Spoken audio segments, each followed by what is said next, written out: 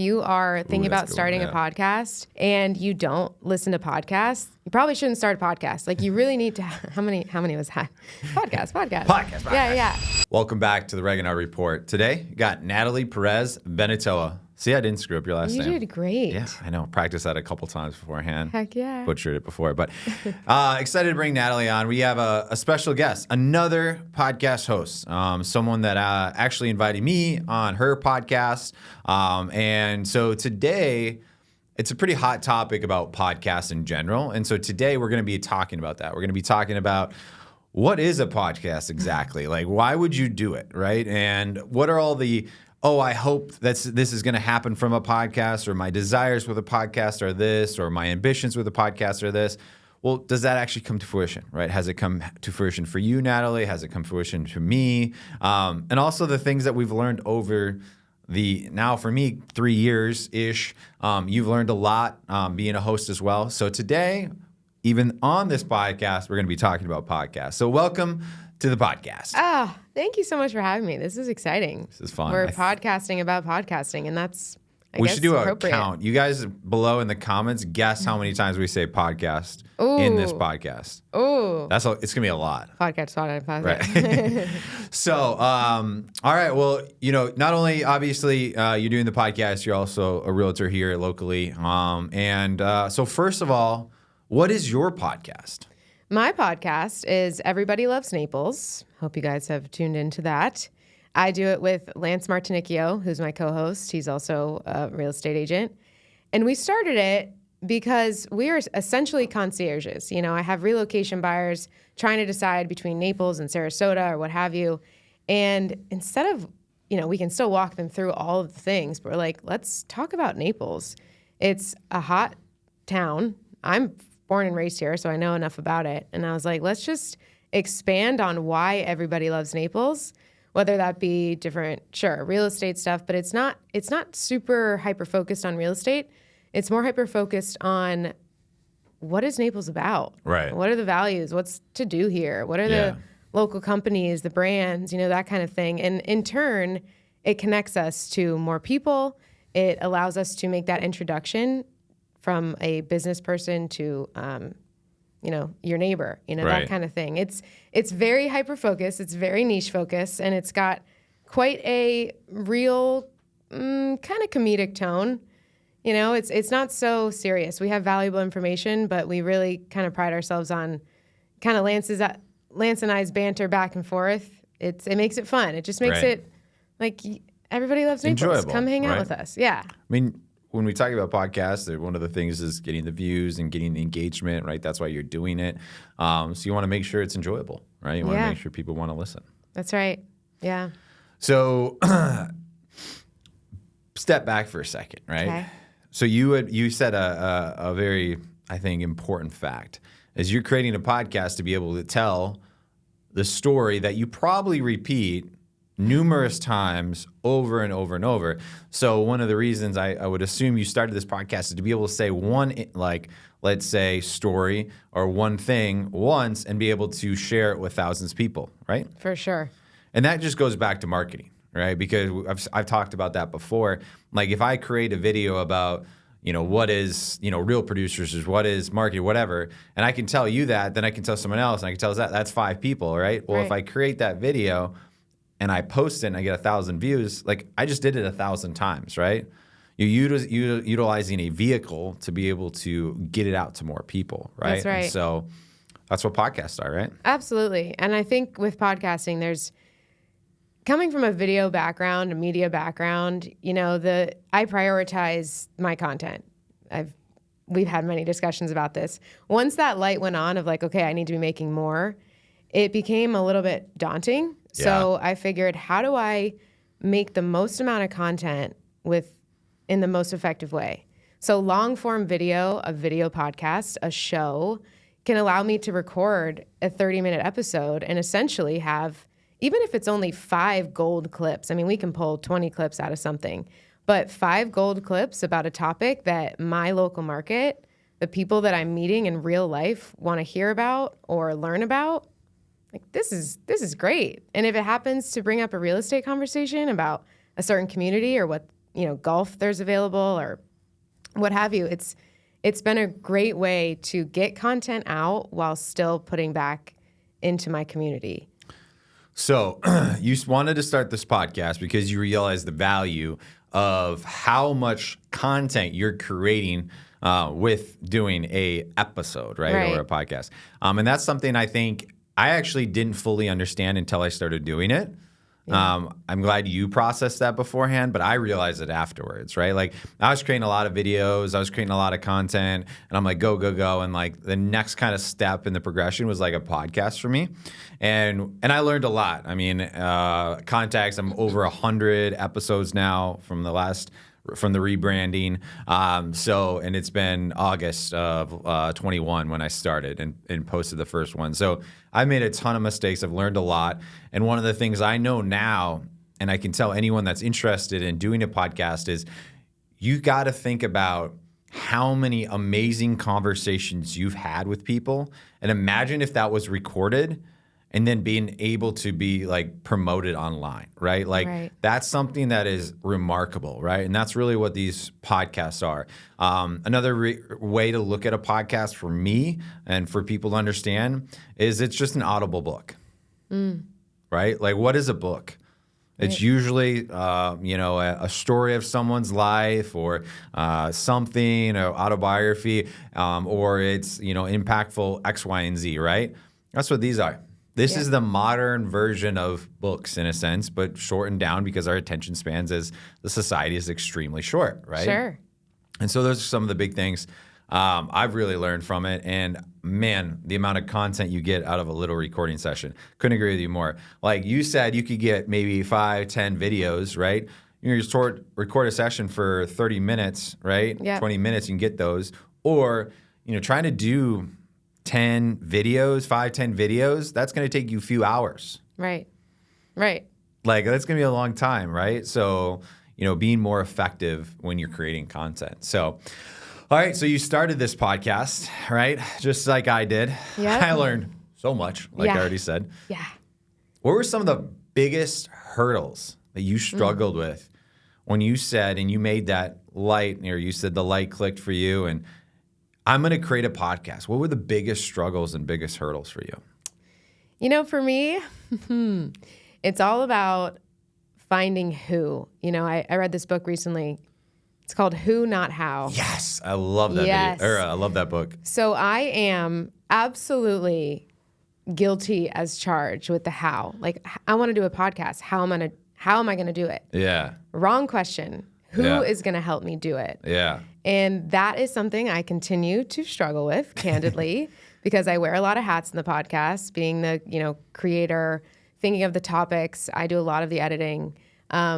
And that's really important to me. It's also something I really love, and I'm self-taught from my career prior. So it's been this creative journey, but the tough thing is managing, of course, like anything, managing the expectations, trying to make it look perfect. Certainly going in to a podcast, it's different. Yes, it's like an audio book or an Audible, but it's much different than radio, in my opinion, because if we can pull it off to make it a show, means it's going to be recorded, there's going to be video of it, there's going to be audio. I think making it look good from the start, we are so grateful that that was a priority to us before we even figured out what we were going to talk about. We tried to solidify, all right, we need great cameras, we need a great setup, we need mics, we need this to look professional, because that is essentially, I think, what helps the audience retention.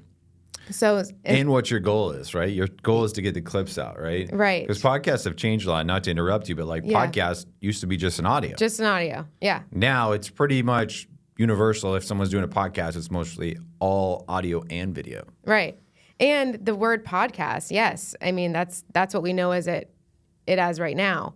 But as far as looking at it as a show, when someone thinks of Naples and they think of, we have a podcast about it, we have an Instagram page about it, we're going to visually show you, if you want to come to our show and learn more about this area, it's a whole package deal. So I think it would have been more challenging had we had to reverse engineer that, where we had, I'm just going to record a topic and then see what happens. We did reverse engineer it. We saw the bigger picture and took steps accordingly. The tough thing right now is getting enough out quick enough. Content's hard, guys. I mean, consistent, great content. So let's talk about that, right? Yeah. That's a huge topic, right? Because we deal with it. Everyone deals with it. You post how often? Me personally? No, like the podcast. The podcast? Like how often does it come out? So we made a very attainable goal. This is another little, my personal advice. If you work a full-time job and have a full ass life, excuse me, we made a goal for our first 6 months to release 2 episodes a month. So because of that, and from that, we get about 6 to 7, maybe 8 clips from each episode that we love and we want to share. So I would say, and we aren't great with our calendar as far as when to post, how much to post. Sometimes we're really good about it, sometimes we're not, and that's just part of being a podcast host, right? Being a new show, 6 months in, I would say probably 3 times a week. So be realistic for someone that's going to create a podcast, because here's the deal. Most of the people that are listening to a podcast, if they're listening to it right now, I post once a week, or I listen to Ryan Pieta or Alex Ramosi or whatever. They're posting podcasts twice a week, 3 times a week. Right. You guys do not understand. They are spending hundreds of thousands of dollars at least in a short amount of time, not even in a year, like in a short amount of time, to be able to pay someone to record, the amount of work it takes for them. Like it's a whole production. Okay. So be very realistic. Like, I will be truthful. Kobe and I and Visions Media, like, putting a podcast out a week is challenging. I mean, every time we like get ahead, we're like, oh my gosh, we just posted them all again, right? Like, it's like things fly by. So like, start small and then work your way up to it is single best advice, because most people don't make it past 10 podcasts, let alone 3 to 5, right? Yeah. So don't wear yourself out right away. Start small and spawn on it, or like grow on it. Yeah. And I think if I could do anything differently starting out, and maybe a piece of advice for anyone listening who might be thinking they want to start a podcast, the pre-production is just as important as the post-production. Coming in organized with what you want to talk about. Yeah, at some point you're interviewing someone most likely, so a lot of it's going to be off the cuff, but having certain questions, knowing your target audience and applying the specific episode to that target audience, doing all that work up front is going to make the experience so much better, in my opinion. And you also don't have to be like, okay, I gotta release every single week or 5 times a week I gotta post, because what you've created is so good and so rich that even if you're only posting once every 2 weeks to start, you believe in your content and that story tells itself. Yeah. So I will say this though, don't overthink being too prepared, because I fell into a trap. And I'll say my first few podcasts, as I go back and listen to them, are horrendous because they are so scripted. Okay. Yeah. So you have to be authentic about this, right? Like, it's like when people say you're trying to be someone you're not, right? And you need to be real. And if it's sales, building a relationship, whatever, same thing as a host or being on a podcast, because I had all these amazing questions and this huge script, and I was doing it, and I was going through these podcasts, and I'm like, this sucks, right? Yeah. And so obviously, transparently, me and Natalie, we had a conversation. We talked about what we're going to discuss. We have bullet points. We have ideas on what we're going to discuss, but I don't have any questions. Now, I've also done 100 of them, so I can kind of, in a sense, wing it a little bit more, right, as you get proficient with it. So be prepared, but don't think it has to be scripted or it has to be absolutely perfect, because there's 30 minutes where we're going to talk on average. I'm going to make mistakes. I'm going to repeat words. I'm going to do something that's not perfect, and that's okay. Yeah. That's about being authentic on these, right? It's not a 10-second video that has to be perfect. Right. It's a 30-minute conversation. Right. I totally agree. And I think from like the pre-production standpoint, that's if you don't have any help. Just coming in, at least, and if you don't have any practice. That's another thing. I think if you are thinking about starting a podcast and you don't listen to podcasts, You probably shouldn't start a podcast. Like you really need to. How many was that? Podcast. Podcast. Yeah. We're But probably I would at 400. No, I'm just kidding. Yeah.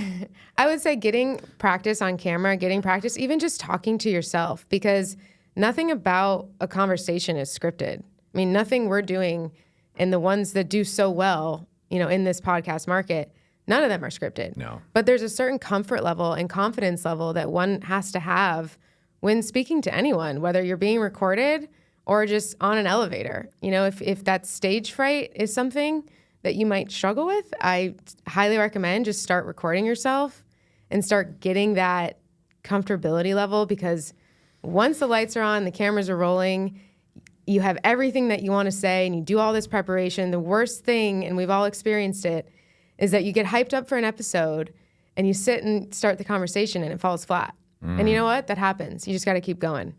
You got to keep going. You got to learn how to just roll with the punches like any other business, like any other media platform. I have a little background in improv, which is super helpful. I wonder if we have any improv classes here in town. But that's all about like yes and, right? You're not trying to change the direction of the conversation. You're trying to add to it. Right. And it at the end of the day is a muscle, right? Practice it. Practice. I hated being in front of anything. You can ask my videographer from day one, Kobe, on how bad I was in the beginning of some of these videos I was creating for my business. Oh my gosh. I want to see. I don't see that at all. We don't have that much hard drive space. That's how many retakes it took, okay, Natalie? Like, it was so bad. That's so funny. We finally would get like a 10-second video out of recorded half the day, right? So, Yeah. But you're right. People don't see that. But I just kept going. I kept going. Kobe believed in me. I believed in myself. We just kept going, okay? And I still make a ton of mistakes. I mean, the other day I did have a couple one-hit wonders quick and got it out, and we were more efficient.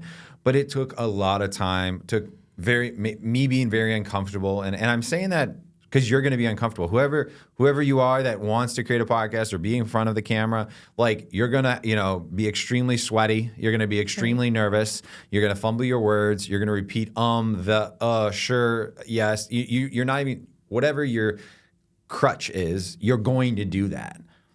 So do it 10 times, and then you'll stop doing it. You know what I mean? Like, you'll get it out of your system, and you'll get better. So just practice. Yeah, I totally agree. And I think that's a huge part of podcasting and being on camera in general. It's like, for me, it was a little bit different in that regard. And I was listening to a podcast this morning with Joe Rogan, and Tyler Fisher was his guest. And it's that feeling as a creative, as a performer, what have you, that if you start doing it, or let's say you get on stage for the first time and you crush, like, in the best way, and you get that affirmation from someone else saying, like, that's what you're meant to do, or like, you need to do more of that. That first hit of affirmation, if that's the only thing you're hanging on to with video content, podcasting, go for it. Mm-hmm. If you're already in on that, which that was my experience, that this is a comfortable place for me, I think that's the only reason probably why I'm still podcasting. Yeah. Because anything can flop. But if you're not that person and you see that you have an insight or a specific value to add about a certain topic, go for it. I mean, what do you have to lose other than some production money? Exactly. I was going to say, it's not cheap to get involved, but like, there is some ways to record a podcast. You can rent studios, like, Venture X has a studio, different places. Like, people have the ability now. Like, so I will say this. All you got to do is you got to figure out a way, record some audio, right? If you're going to do video too, set up some cameras, right? The hardest part is the post, right? And so find someone, right, that can help out. Transparently, obviously, like Visions Media, like, we can help out different places. Like, there's a lot of videographers, people that can create content, right? But it's not easy. Like, I know you're doing a lot of that. I'm not, right? I have obviously a partner, which is Kobe, and he does all that, right? But you have to figure out how you're going to get it out, because having these great conversations with people is great. Don't get me wrong, right? Like, it's phenomenal. And I learned so much. But I'm doing a podcast to help others, right? Not just myself, right? So if I have no way of taking what we captured today and put it out there in a long form, a short form, and different ways of marketing, there's no point in doing it, right? So have that in your game plan big time. I will say this also, I've changed a lot of ways, how it looks, whatnot. Don't get too in the weeds on it, but I think it does matter, right? Yeah, We have I a do very too. professional look now at this point. It took a lot of time to finesse it. So reach out to people. Call me, call you, right? Like Yeah. whoever. So I'm gonna switch though gears for a second. How much value have you gotten and your guests gotten being and promoting a podcast? Oh, love this question. I have gotten more value out of it than I was expecting. And by that, I mean, it's challenging. So that's a value to me, is to be challenged constantly with guests and topics. As far as the people and the guests on our show so far, and again, we only have 12 episodes, and I think 3 or 4 of those were just Lance and I. So everyone else has been a guest. Shout out right here. I Shout was a out. guest. Yes, exactly. If you haven't watched our episode, go watch it. Yeah. It's a good one. The value that we've had for those either businesses or locals here in town has been amazing. Like I had my friend Amen. Madison Hill from the Naples Babysitting Company on. We had one episode. That's when we first started. I think she was our second guest, maybe third episode. And to this day, I mean, 6 months later, she'll be in the gym. Someone will come up to her and say, "Hey, are you Madison? I saw you on Natalie's podcast. I want to hire your company to babysit my kids next weekend." Mm-hmm. So it's that exchange that truthfully, like, it's the best feeling because I'm adding the value to the community, getting the word out about maybe different companies, but then just connecting other people outside of Right. social media in the real world. That is so rewarding and I think so valuable. Of course, when we started this, it'd be like, this would be great to attract more buyers and sellers, right? They can see the exposure that a realtor is invested in a podcast, spreading information, has an audience that may want to buy or sell their home in Naples. To a seller or buyer, it's like, that's a little bit of clout, I would say. That's my intention, right? Is that I'm not just a real estate agent. I'm a personality figure in my hometown. And I happen to not only sell the homes, I sell the community. And I know a lot of people. And I'm meeting a lot of people on my own show. Mm-hmm. So the value just to me is just, it continues to snowball. And the thing is here, if you're trying to buy and sell property for your clients, right, you have to stay top of mind.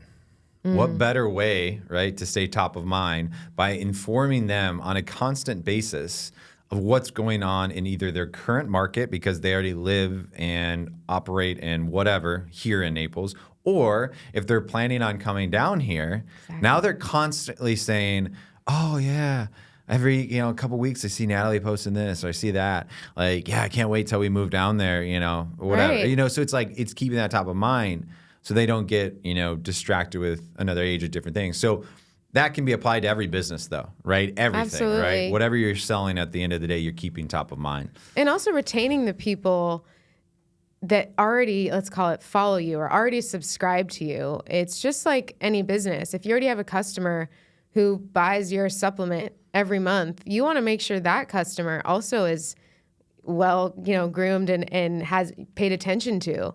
So my personal Retention is huge, yeah. Yeah, I mean, my personal content outside of the podcast, and they overlap a lot, but I have plenty of content on my page that speaks to locals and the humor. I mean, it's whether I'm complaining about how Naples has changed or this place is gone or just pointing out something. What, the You wig? didn't bring the wig. Yeah, or about like my skits, just entertaining my audience and my community because the retention's huge, especially if you're niche specific. Yeah. I think that is your business. That is your community.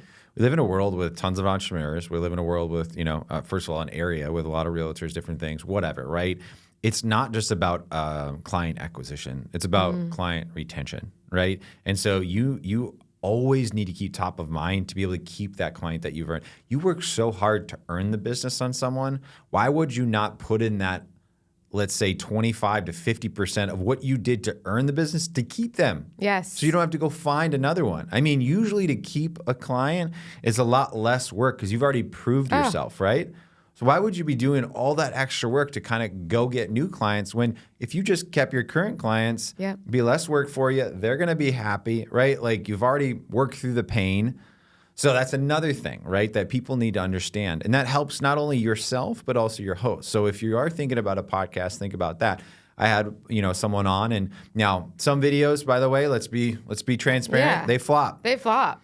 They don't take off. They have very low video. Like, it is what it is. Yeah. And it's not the people. It's not even what we say. Sometimes I have a video that I'm like, why did that go popular, right? But yeah, literally. You're like that one? that should not have, right? Yeah. So, word of advice, put everything out there, right? If it flops, it flops. Who cares? Yeah. What's the worst going to happen? You post and no one likes it? Guess what? No one saw it. Doesn't Right. matter. Post Right. it, okay?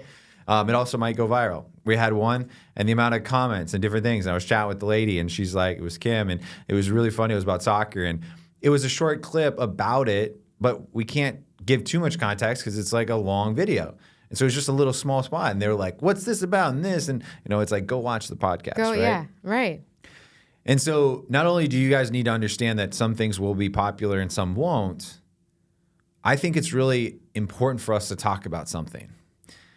In this world that we live in on social media, there is a lot of different forms of video. There's a lot of different lengths of video, right? So right now we're talking about the longest form in a sense, pretty much. I mean, some podcasts are now 2 hours. Those are like the longest form podcasts. Yeah. Those are a little long for me. Yeah. Every length of content, you need to have a better relationship with your audience for them to trust and be able to engage with you, right? So for our audience, it takes quite a bit for them to go to our YouTube and watch a 30-minute video, right? Sure. Takes a little extra effort with that. Yeah, with that They don't click. have they just all No. went straight to your video? No. But you just get a lot more engagement on your short form? Oh, yeah. Right. So people need to understand that the short form is just another, let's say, another stepping stone to building the trust for them to go to the long form. So if you're going to start a podcast and you think everyone's going to go to your long podcast and everyone's going to watch it, you're going to have a rude awakening. Again, right. And again, with that reverse engineering, it's like, how many clips can I get from this? Because I know those clips are going to it's what's entertaining. It's what people have time for. It's what, if you have the right hook, which is a huge piece of this, right? Getting the right hook for the clip. Okay, that got some engagement. Eventually, where can I listen to this whole thing? I've said it a million times, link in bio. But you don't actually say that, but here's the platforms we're on. Please let me know what you think. That's something we personally, not to get off track, but that's something our show needs to do more of. And I think coming up in the quarter three, we are. How are we in quarter three? Oh I know. Gosh.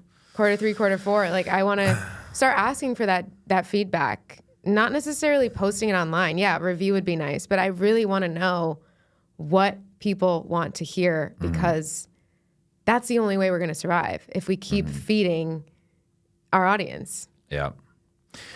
So we talked a lot about why we wanted to create a podcast, and I think a lot of people are in that boat, like, maybe I should, maybe I want to. They're kind of like teetering. Hopefully answered some questions there. And then obviously a lot what we've learned, right? How difficult is it scheduling guests? Ooh, it's pretty difficult. It's pretty difficult because it's myself and it's a co-host. So it's our schedules. So that's already 2. It's the film, where we film, our studio space, 3. And then, of course, whoever the guest is. We are still so new. And because I cannot say this enough, we've made a very attainable goal getting started. Because the lift is very heavy. Teachers like stomp when it's like the test question, in class. Like, I want to stomp right now so people can like hear you again, right? Yeah. Obtainable goal. Yeah. Don't try to do more than what you can handle. Don't stretch yourself too thin. 3 times more before the end of the podcast. Because it leads you to burnout in any business, but especially as a creator, as a producer, as a podcaster, whatever you want to call it, it can burn you out. So the lift in the front, guys, it's a heavy ass lift. Yeah. Getting this stuff off the ground. So making it so you're scheduling, back to your question, don't overwhelm yourself. If the first person we scheduled was someone that me and Lance both knew really well, had worked with him. He's a loan officer, Giovanni Matita. Who's awesome that? guy. Gio? Yeah. Shout out Gio. And I'm like, this is perfect. We both know him. Yeah. We don't know what the hell we're doing. So if he comes on and we flop, he doesn't care. Like there's no pressure, right? The less pressure, the better. And then after a while, we had people reaching out to us. Now most of our scheduling comes from, I would say, about 50%. Someone trying to connect us with someone they know who might be great on the show. So getting the guests has come somewhat easily. Scheduling, I would say my biggest takeaway is just do it once. We record once a month. We record those 2 episodes. Sometimes we'll record a bonus episode so we have some extra just in case something falls through so we can have a consistent bi-weekly release. Yep. But otherwise, batching content for this kind of thing is the way to go. It really is. I mean, we batch it today. For example, I have 4, right? So like we batch it too because there's no way feasibly to do this every single week, set it all up. I mean, we have multiple cameras, lights, like everything to set it up. So batching content, huge takeaway. I thought I could just do maybe 1 or 2, and I realized really quick, the more you can kind of get done. Now, it comes with a price. After 4 podcasts, I pretty much cannot formulate a sentence. Yeah. Like this is a performance also. It is not, gosh. I had a great idea, let me take out my phone and record myself. This is like, you're preparing for it. You're performing all day. You have to be on. You have to be articulating your words. I mean, it's not a normal conversation. Like no. It's more than that. Like right now, and I say this just to hopefully help someone, I'm listening to you right now, Natalie, but I am thinking 3 minutes ahead. Yeah.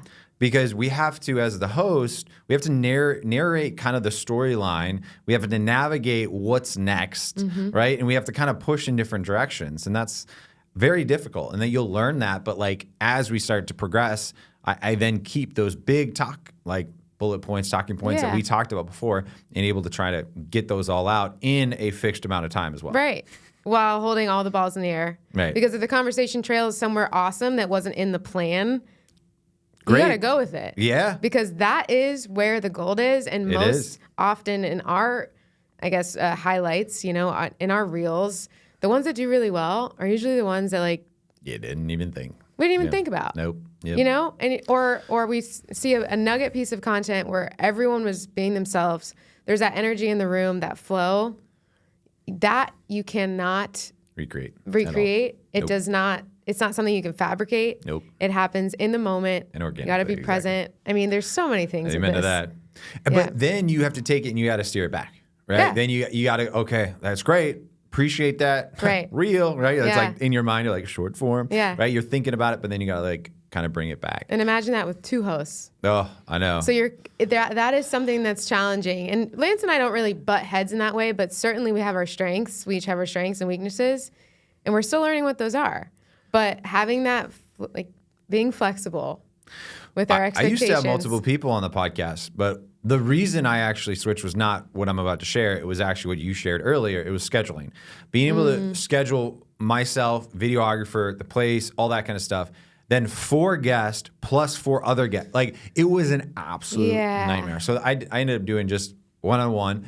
But also one of the other things is I can control it a lot better, right? Like having multiple people on there, then one person goes and then they want to comment, and then I don't have the ability to kind of, in a sense, steer the direction of the talk or the discussion point. So that's a challenging one. Yeah.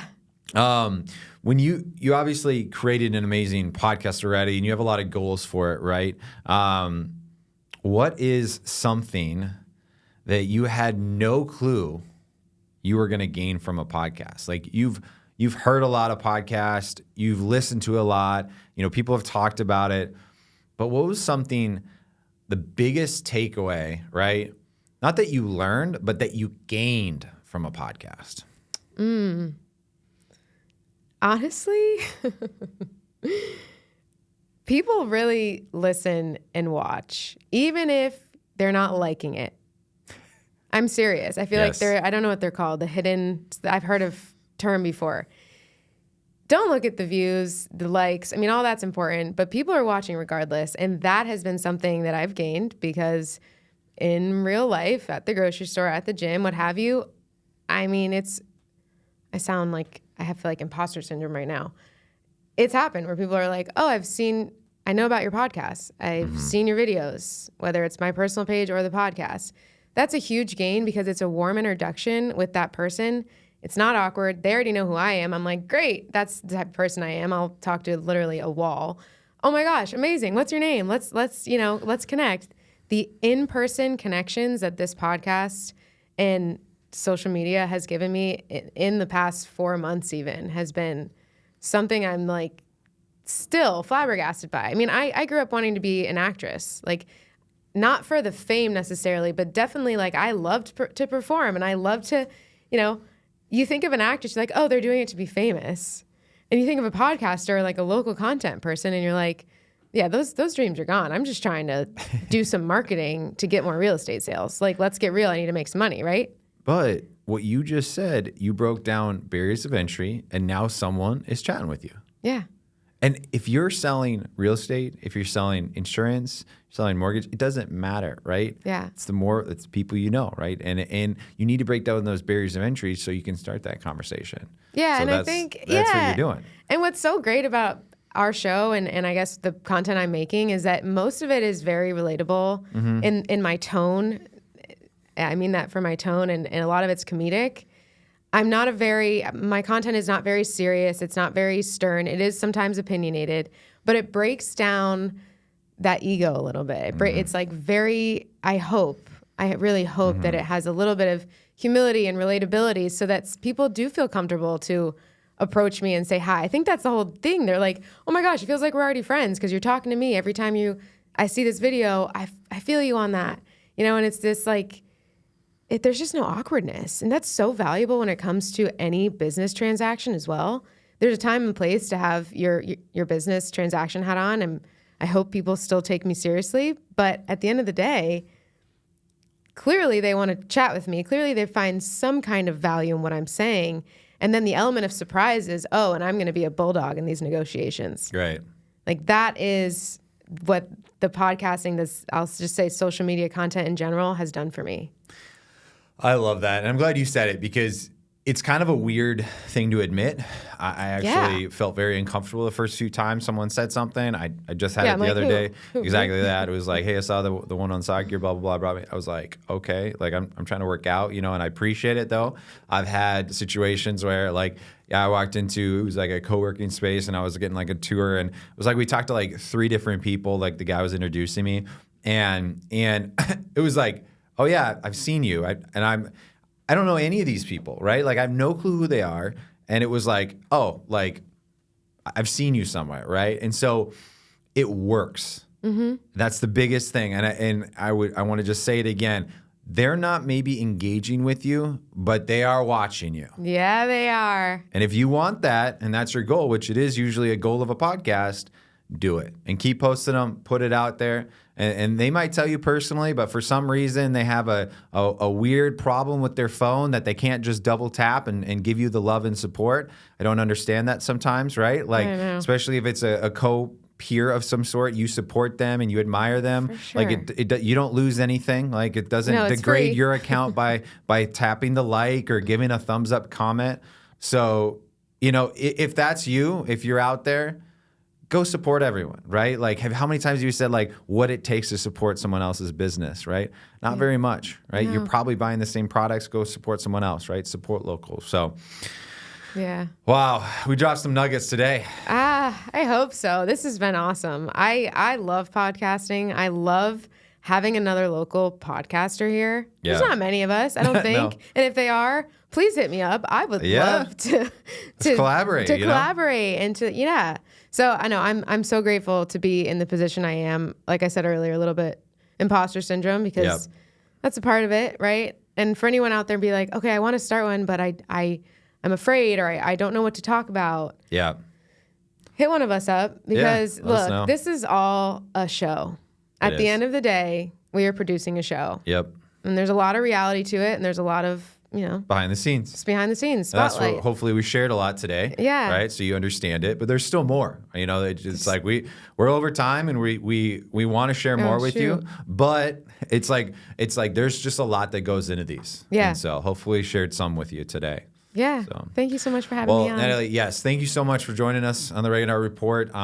It was obviously a great time to be able to share your story, talk about so much about podcasts. Whatever that final number is on how many times we said podcast, if you guess it, and I'm putting Natalie on the spot, if you guess it exactly in the comment below, me and Natalie will each pay you $200. Okay. Or, Oh, shoot. They're just going to go through and count it. Yeah. They can like Whatever. rewind. First one. Andrew will I'll give you 200. I'll give you a Everybody Loves Naples hat. Yeah, I'll give you 200, I guess. Anyways, thank you guys so much for joining us on the podcast. And stay tuned for the next episode. We'll see you guys out.